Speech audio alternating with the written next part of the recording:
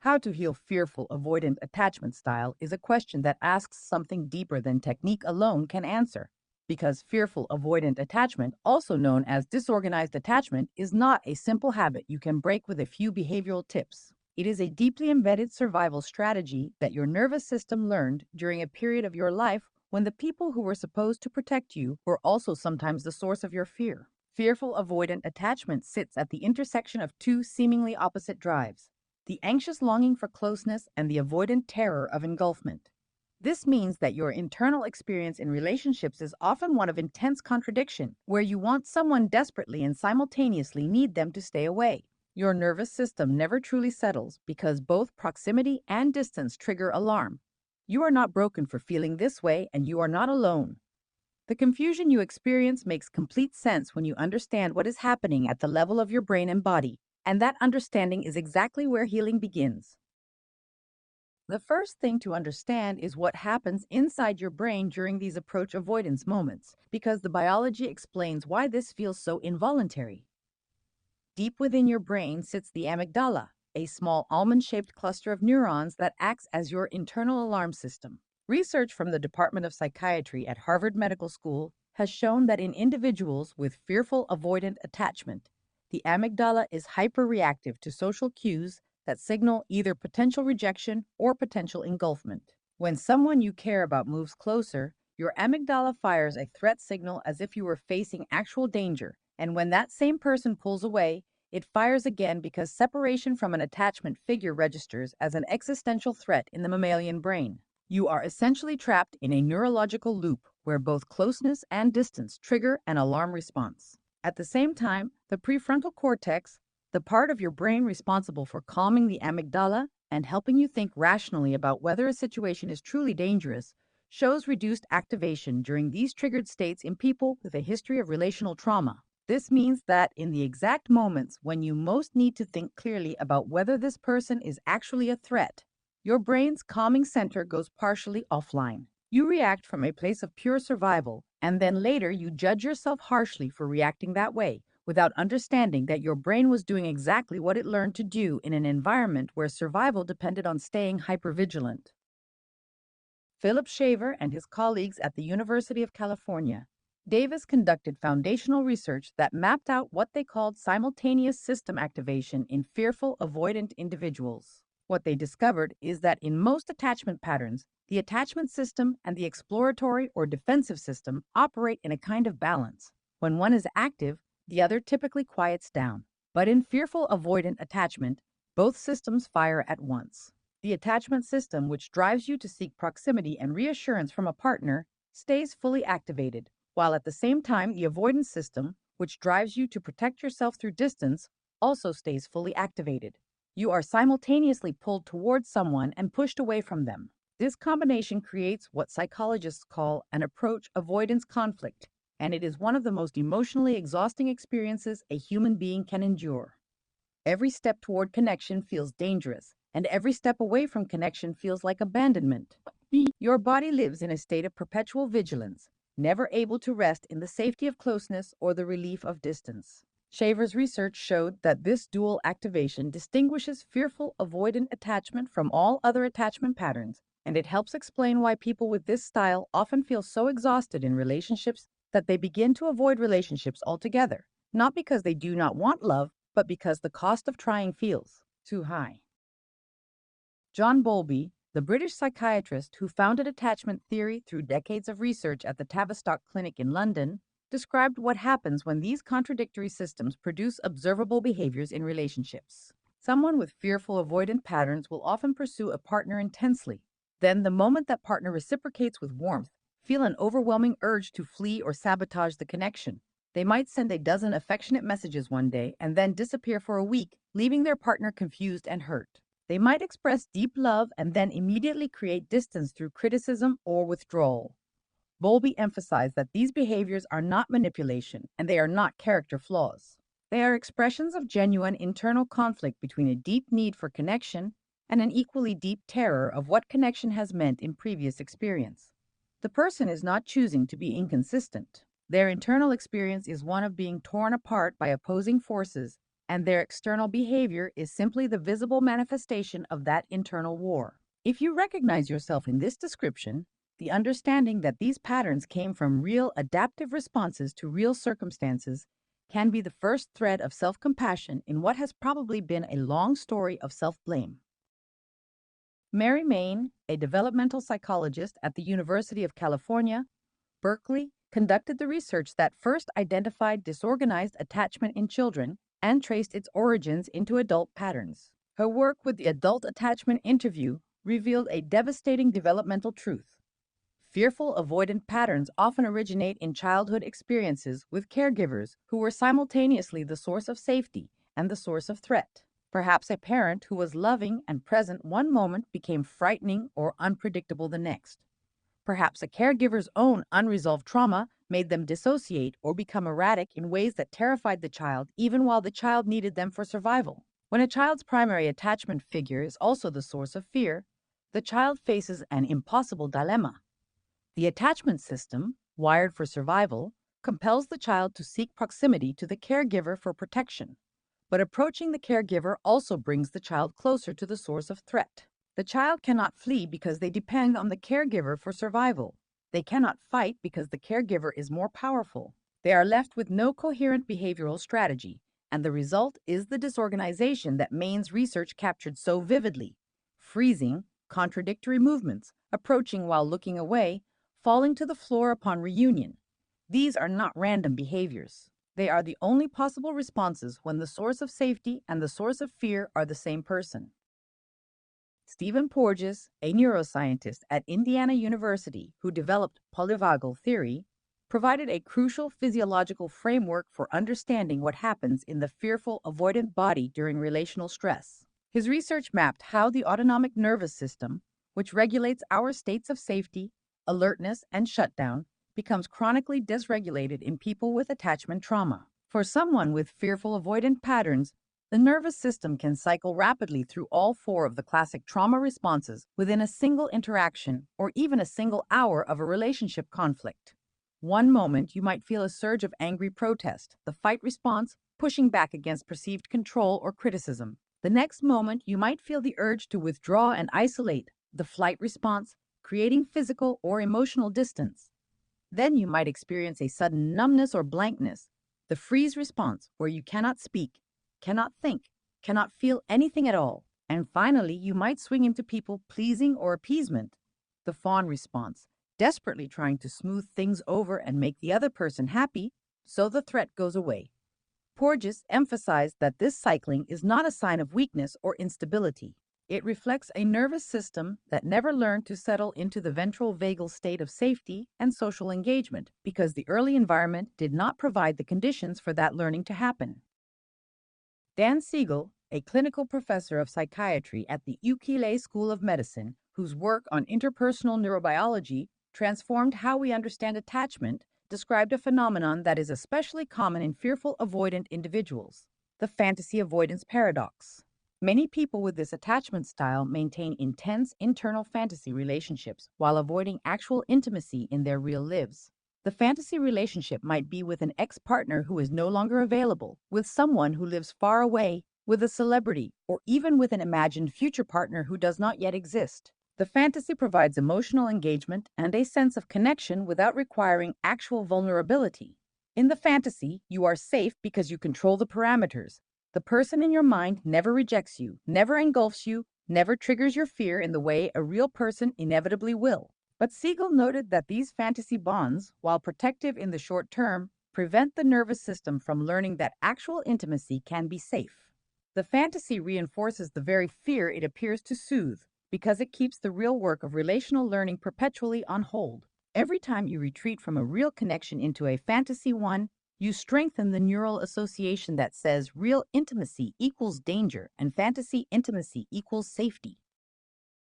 There is another layer to the fearful avoidant experience that does not get talked about nearly enough, and that is the profound shame that accompanies these patterns. People with fearful avoidant attachment often carry a deep sense that something is fundamentally wrong with them, that they are too damaged to be loved properly, that the internal chaos they experience in relationships is proof of a personal defect rather than a predictable outcome of developmental circumstances. This shame does not just sit quietly in the background. It actively fuels the approach avoidance cycle, because every time you pull away from someone you care about, every time you lash out in fear and then regret it, every time you watch yourself sabotage something good, you gather more evidence for the story that you are incapable of healthy love.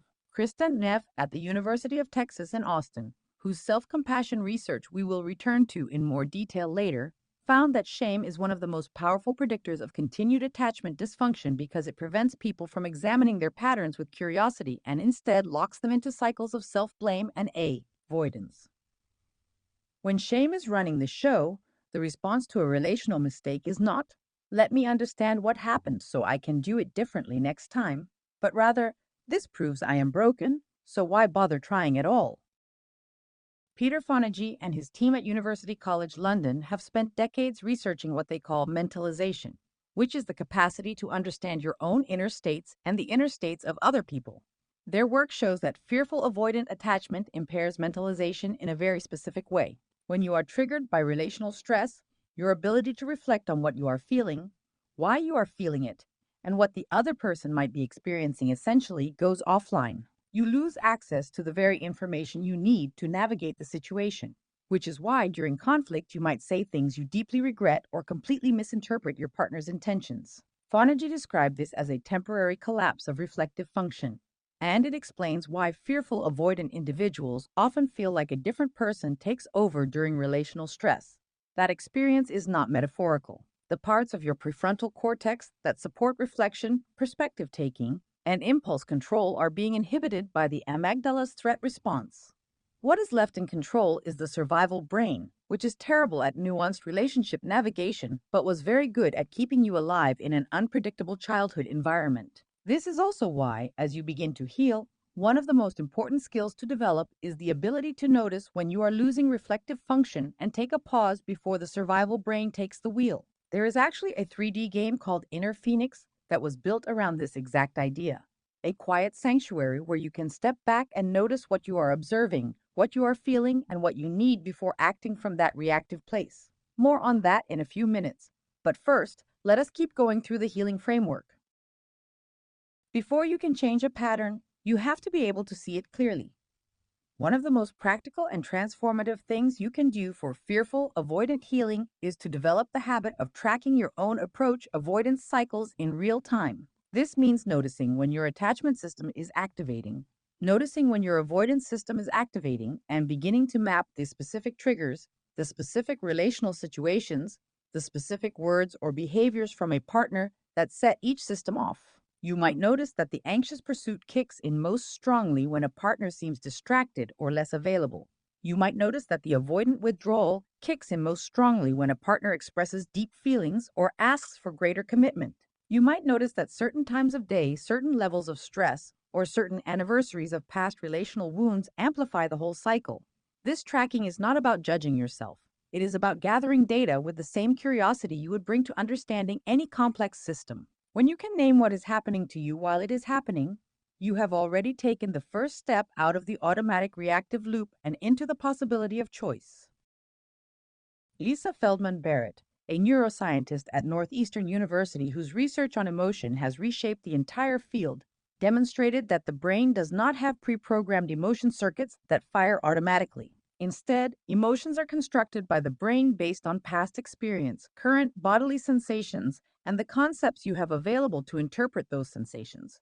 This is why emotional granularity, the capacity to distinguish between similar but distinct emotional states, is so important for fearful avoidant healing. Someone with low emotional granularity might label everything they feel in a relationship as anxiety or fear and respond to all of it with the same withdrawal or attack behavior. But if you can distinguish between loneliness versus emptiness, between disappointment versus betrayal, between excitement versus anxiety, between discomfort versus danger, you give your brain more precise information to work with and more options for how to respond. Barrett's research at Northeastern found that people with higher emotional granularity are significantly more resilient in the face of stress and less likely to react impulsively to emotional triggers. For the fearful avoidant person, this means that spending time developing a richer emotional vocabulary is not a luxury or a therapy exercise. It is a direct intervention in the neural processes that drive the approach avoidance conflict. Let us go deeper into what actually happens in your body during these triggered states, because the body is where fearful avoidant patterns live. Pat Ogden, a pioneer in somatic psychology and the founder of the Sensorimotor Psychotherapy Institute in Colorado, has documented the specific physical signatures of attachment-related threat responses. When your attachment system fires and you perceive possible abandonment, your body might tighten in the chest, your breathing might become shallow and rapid, your stomach might clench, and you might feel an almost unbearable urge to reach out, to text, to call, to do anything that reestablishes connection. When your avoidance system fires and you perceive possible engulfment, your body might pull back physically, your shoulders might rise in protection, your jaw might tighten, and you might feel a visceral need to create space, to walk away, to be alone. Ogden taught that these body-level responses are not separate from the psychological experience. They are the psychological experience happening in real time through the nervous system and the musculature. Healing involves learning to notice these body signals early, before they escalate into full action urges, and learning to stay with the physical sensation long enough for it to process and pass, rather than immediately acting on it or suppressing it.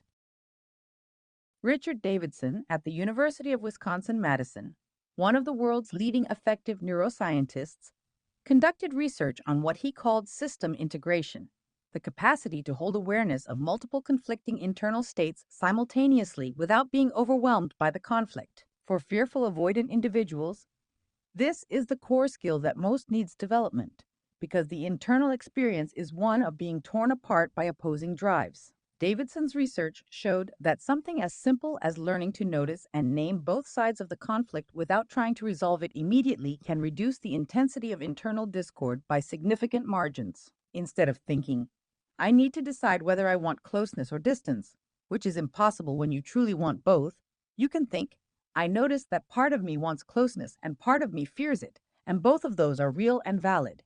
This might sound like a minor semantic shift, but in terms of brain function, it moves processing from the amygdala-dominated threat circuits into the prefrontal regions that can hold complexity and contradiction. The goal is not to eliminate the contradiction. The goal is to build enough internal capacity to hold both truths at once without either one hijacking your behavior. Joseph Wolpe, a South African psychiatrist who developed systematic desensitization at Temple University in Philadelphia, gave us one of the most clinically effective frameworks for rewiring fearful responses, and it applies directly to fearful avoidant healing. His approach involves graduated exposure, starting with situations that are mildly activating and practicing staying present and regulated in those situations until the nervous system learns that safety is possible. Applied to fearful avoidant attachment, this might mean starting with very small, controlled steps toward intimacy while maintaining clear boundaries and exit options. You might begin by having a brief conversation about something personal with a friend, knowing that the interaction is time-limited and you can leave whenever you need to. You might practice staying present for 5 minutes after you feel the urge to withdraw, just long enough to learn that the feeling passes without disaster. You might experiment with expressing a small need and noticing that the other person does not respond with rejection or engulfment. Each of these micro-experiments provides the nervous system with corrective data. Closeness did not lead to harm. Vulnerability did not lead to abandonment. Over time, with consistent repetition, these experiences build new neural associations where intimacy becomes coupled with safety rather than threat. Stephen Porges's polyvagal theory gives us another piece of the healing puzzle that is deeply practical and body-based: nervous system regulation skills. Because the fearful avoidant nervous system cycles so rapidly between hyperarousal and shutdown, learning to regulate your autonomic state in real time is essential. Porges and his colleagues at the Kinsey Institute identified practices that directly stimulate the ventral vagal complex, the neural pathway that governs feelings of safety and social connection. The simplest and most accessible of these is slow, extended exhale breathing. When you lengthen your exhale relative to your inhale, even by a few seconds, you activate the vagus nerve in a way that sends a direct signal of safety to your heart and your brain. Other ventral vagal toning practices include humming, singing, gargling, making gentle eye contact with a calm person or even with a pet, and placing a hand on your own chest with slow, steady pressure. These are not spiritual practices, though they can feel that way. They are neurological interventions that work on the same autonomic circuits that run the approach avoidance cycle.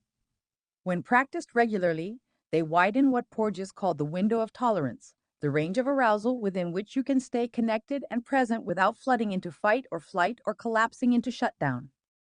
Bessel van der Kolk, the psychiatrist at Boston University School of Medicine, whose book on trauma became one of the most important clinical texts of the last generation, documented a pattern that is especially relevant to fearful avoidant healing: trauma reenactment. People with unresolved attachment trauma tend to unconsciously recreate versions of their early relational experiences in their adult relationships.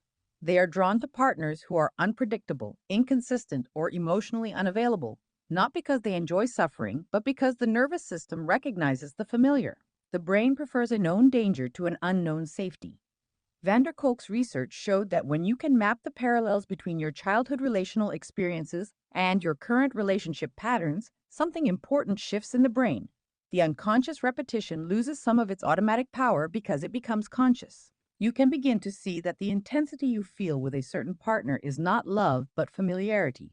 That the boredom you feel with someone consistent is not lack of chemistry, but the absence of threat. And that the drama you feel compelled to create is not passion, but an old nervous system pattern playing itself out in a new context. This mapping work is not about blaming your past or your parents. It is about understanding the blueprint your nervous system was given so you can begin to draw a new one. If this is starting to resonate and you are recognizing some of these patterns in yourself, please give this video a thumbs up. The engagement helps more people who are navigating these same challenges find this content. And while you are at it, drop a comment below about which part of the fearful avoidance cycle you find most confusing or hardest to work with. Is it the sudden urge to flee when things get close? The intense anxiety when someone pulls away? The shame that follows the sabotage? Your comment helps shape what this channel covers next, and it also helps other people reading through the comments feel less alone in their experience.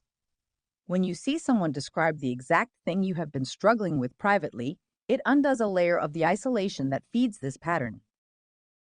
Now, let us turn to something that often gets skipped in attachment healing conversations: the work of building an internal secure base. Kristen Neff, whose self-compassion research at the University of Texas in Austin has been cited in thousands of clinical studies, demonstrated that self-compassion is not a soft skill or a nice-to-have. It is a measurable predictor of attachment security because it provides internally what was missing externally during the formative period. When a fearful, avoidant person practices self-compassion, they are essentially doing for themselves what a secure caregiver would have done: acknowledging that the distress is real, validating that the feelings make sense given the circumstances, and offering reassurance that the self is still whole and worthy regardless of the relational outcome. Neff broke self-compassion into three components: self-kindness instead of self-judgment, common humanity instead of isolation, and mindfulness instead of over-identification with the painful emotion. All three of these directly target the shame and isolation that fuel fearful avoidant patterns. You do not need to believe you are wonderful. You just need to stop treating yourself as the enemy every time your nervous system does what it was trained to do. And if you make a subscription to this channel, you will get more videos like this one delivered directly, each of them grounded in the same kind of research and practical approach, so you can keep building this understanding week by week. Nedra Glover Tawwab, a licensed therapist and one of the most respected voices on boundaries in modern relational psychology, addressed a specific problem that fearful, avoidant individuals face: the terror of being trapped. When you have a history of engulfment, of having your boundaries violated, of having your autonomy taken from you in relationships, the mere experience of someone wanting to be close can feel like a cage closing. Tawwab's approach teaches that the solution is not to avoid closeness altogether, but to build boundaries that have built-in safety valves. A safety valve is an explicit agreement or understanding that allows you to regulate proximity without threatening the relationship. It might be a clear understanding with your partner that you sometimes need an hour of alone time after a conflict before you can talk calmly. It might be a check-in point every week where you both discuss how the closeness and distance balance feels. It might be an agreement that either of you can pause a heated conversation and return to it later without the other person pursuing or punishing. These safety valves reduce the terror of engulfment not by eliminating closeness, but by making it clear that closeness is always voluntary, always on your terms, always subject to your consent. When your nervous system knows it can leave, it becomes paradoxically much more willing to stay. J. William Worden at Harvard Medical School wrote the definitive clinical text on grief and mourning, and his framework addresses something that is often overlooked in attachment healing: the grief that comes with recognizing what you did not receive. People with fearful avoidant attachment often lost things in childhood that are worth mourning. The experience of feeling consistently safe with a caregiver. The experience of being able to explore the world knowing there was a secure base to return to. The experience of having your feelings received and validated rather than ignored, punished, or made frightening. Worden described the tasks of mourning, which include acknowledging the reality of the loss, working through the pain, adjusting to the new reality, and finding a way to stay connected to the memory while moving forward in life. When you grieve what you missed in childhood, you are not wallowing or being self-indulgent. You are completing an emotional process that was never allowed to complete because the child who needed to grieve had to keep surviving instead. That completion creates space for new relational learning because the old pain is no longer constantly demanding to be heard through reenactment and repetition. Franz Alexander, a Hungarian-American psychoanalyst who taught at the University of Chicago, introduced the concept of the corrective emotional experience back in the 1940s, and it remains one of the most validated concepts in psychotherapy research today. The idea is simple but profound. When you have a formative experience that taught you something harmful about relationships, you need a new experience that contradicts that lesson. If early relationships taught you that vulnerability leads to exploitation, you need experiences where vulnerability leads to care. If early relationships taught you that closeness leads to loss of self, you need experiences where closeness strengthens your sense of self. Alexander's research showed that these corrective experiences do not need to be dramatic or life-altering in the moment. They work cumulatively through repetition, through small moments of being seen and not harmed, of being open and not exploited, of being imperfect and not abandoned. Every time a partner says, "Take your time, I am not going anywhere," when you need space, that is a corrective emotional experience. Every time someone stays calm when you express anger, that is a corrective emotional experience. Every time you set a boundary and the person respects it rather than punishes you for it, that is a corrective emotional experience. These moments rewrite the implicit relational templates that fearful, avoidant attachment is built upon. The body carries attachment trauma in ways that talking alone cannot fully reach, which is why somatic approaches are such an important part of fearful, avoidant healing. Peter Levine, who developed somatic experiencing through decades of research on how wild animals discharge traumatic stress, demonstrated that the human nervous system, like the nervous system of other mammals, needs to complete the defensive responses that were interrupted during traumatic experiences. For someone with fearful avoidant patterns, the original experience involved being unable to fight and unable to flee from a frightening caregiver. The body stored the incomplete fight response as chronic tension in the jaw, shoulders, and fists. The body stored the incomplete flight response as chronic restlessness, the feeling that you always need to be somewhere else, that you cannot fully settle in any relationship because some part of you is still trying to escape. Levine taught that gentle, guided somatic work, which might include noticing where tension lives in the body, allowing small movements to complete stuck defensive patterns, and practicing pendulation between activation and settling, allows the nervous system to release what it has been holding for years. This work does not require you to re-experience the original trauma in detail.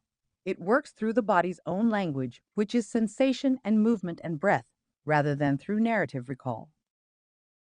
John Kabat-Zinn, at the University of Massachusetts Medical School, brought mindfulness into the clinical mainstream through his mindfulness-based stress reduction program, and the research that followed has been robust and consistent. For fearful avoidant healing specifically, mindfulness offers something that almost nothing else can: the capacity to observe your internal responses without immediately acting on them. When you practice mindfulness, you learn to notice the approach urge as it arises, notice the fear, notice the avoidance impulse, and simply watch all of it without either pushing it away or being swept along by it. Kabat-Zinn's research demonstrated that this capacity is not a fixed trait. It grows with practice. Over time, the gap between the trigger and the reaction widens. The automatic response of texting someone 40 times because you feel an anxious pang loosens its grip. The automatic response of shutting down and disappearing because you feel an engulfment fear loosens its grip. You develop the capacity to feel the feeling, recognize it as a conditioned nervous system response rather than an accurate assessment of danger, and choose a different response. This is not suppression. Suppression would be pushing the feeling away. Mindfulness is the opposite. It is allowing the feeling to be fully present while also remaining present enough to choose what you do next.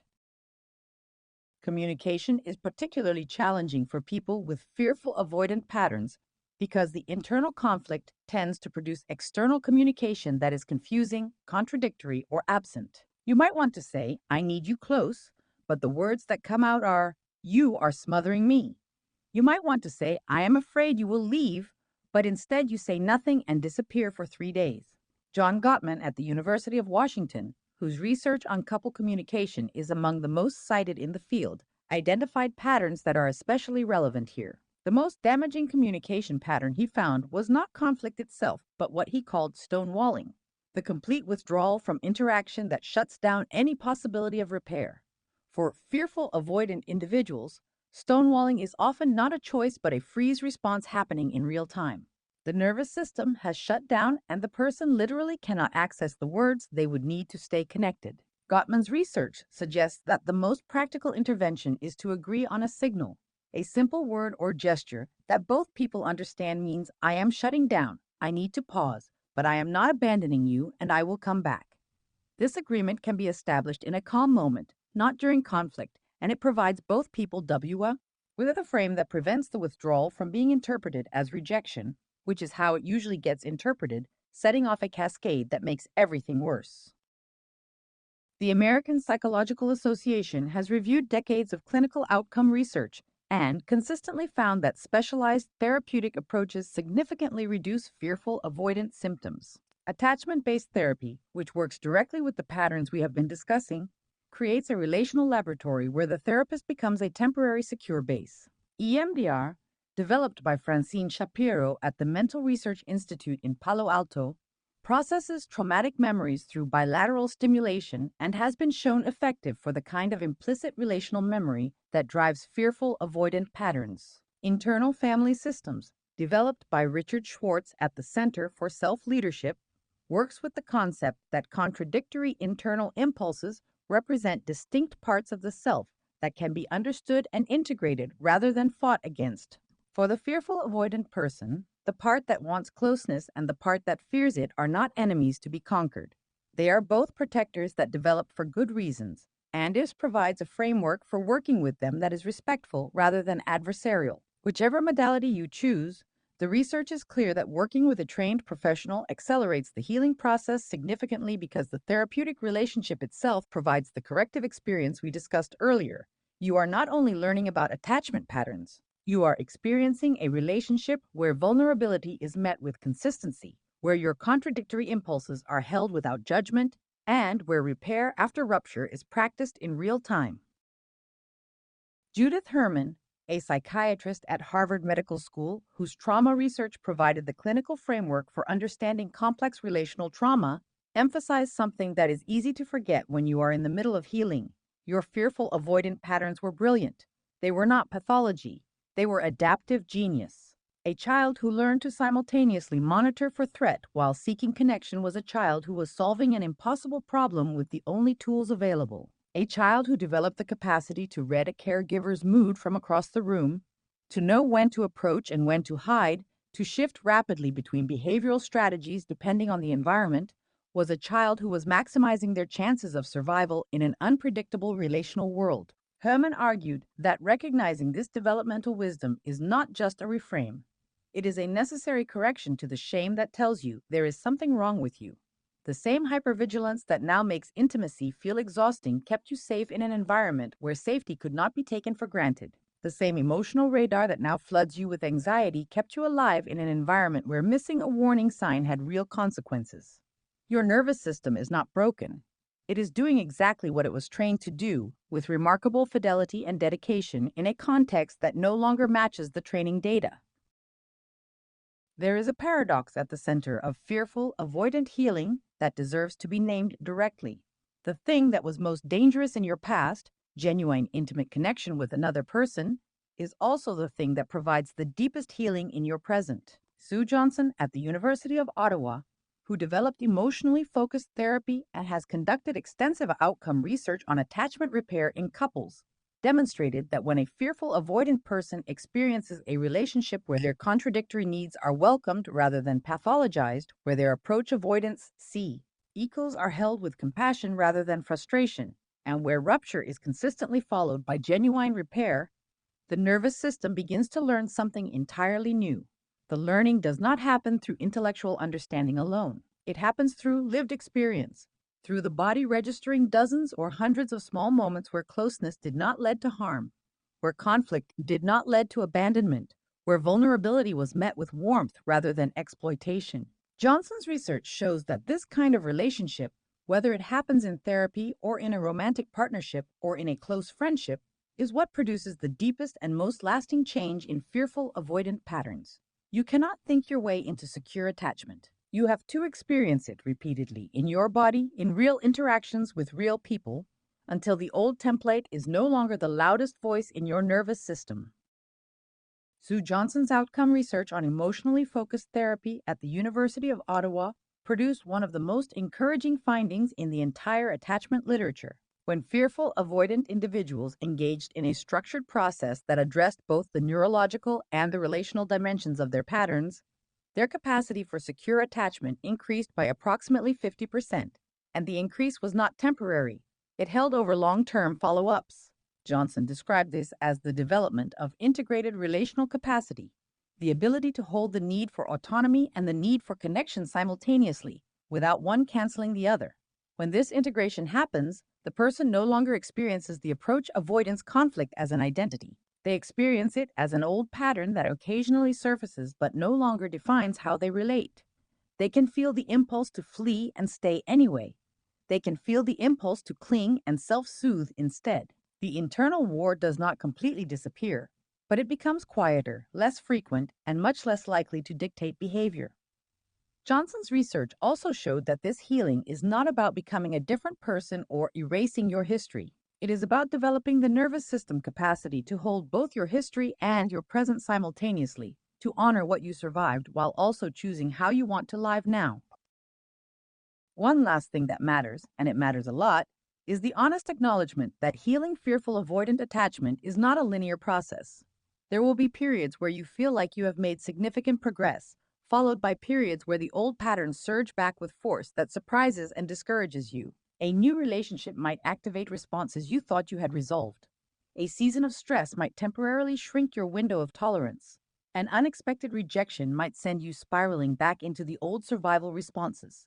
This is not failure. Dan Siegel at UCLA and Bessel van der Kolk at Boston University both emphasize that the old neural pathways do not disappear. They become less dominant as new pathways strengthen, but under enough stress or in unfamiliar relational territory, they can temporarily reclaim the steering wheel. What changes with sustained healing work is how quickly you recognize what is happening, how compassionately you respond to yourself when it happens, and how effectively you can bring yourself back to a regulated state. The recovery time shortens. The self-attack that used to follow an episode becomes quieter or stops altogether. The episode itself lasts hours instead of days, minutes instead of hours. This is the real measure of progress, not the elimination of the pattern, but the transformation of your relationship to it. And hey, before you go, there is a 3D game called Inner Phoenix. You walk through it like a quiet temple, with rooms for what you are observing about your fearful avoidant patterns, what you are feeling in your approach avoidance conflict, what you need for nervous system integration, and what you might try next for your attachment healing journey. It was made for exactly these moments when the internal war between closeness and distance feels like too much to carry alone. No pressure. You can scan the QR code or find the link in the description below whenever you are ready. If this video helped you understand how to heal fearful avoidant attachment style a little more clearly, please give it a thumbs up and subscribe if you have not already. Your support helps these videos reach other people who are navigating the same challenging, contradictory, and deeply human terrain.